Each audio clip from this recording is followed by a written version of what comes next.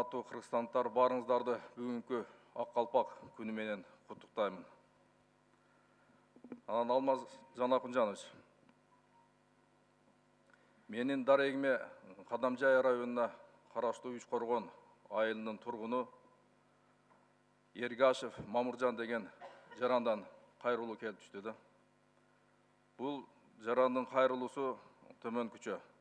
Ошо Үч Коргон айыл өкмөтүнүн башчысы Абдурахманов үстүнөн арызданып жазып атат да. Ал айтат, 30 жылдан бери ыңгайсыз жерди дейт.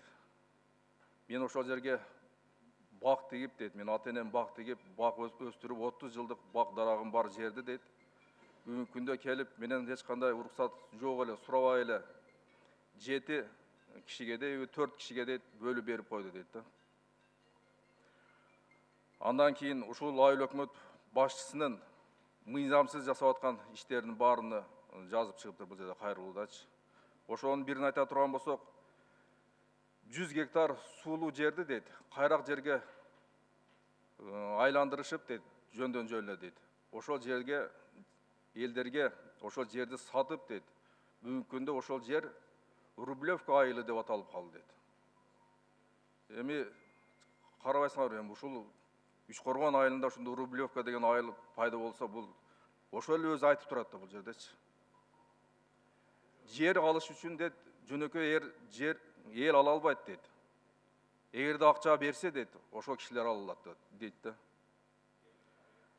Анан бул кайрылбаган жер калбады дейт. Райондук укук коргоо органдарга, областтык укук органдарга бардыгы кайрылдык дейт. Кайрылуубуз эч качан биз тарапка чечилбейт дейт.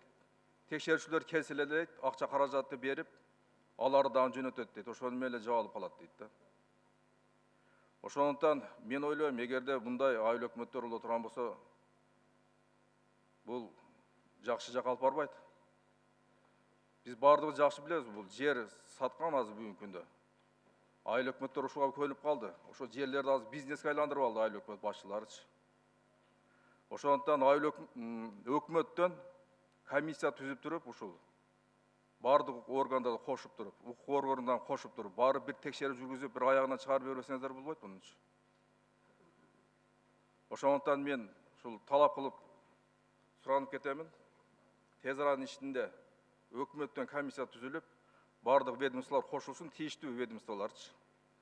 Укук органдарды кошуп туруп, барып чындыгын эле барып текшерип, ушуларды бир акыйкатка чыгарып беришиңерди мен өтүнүп кетет элем. Рахмат.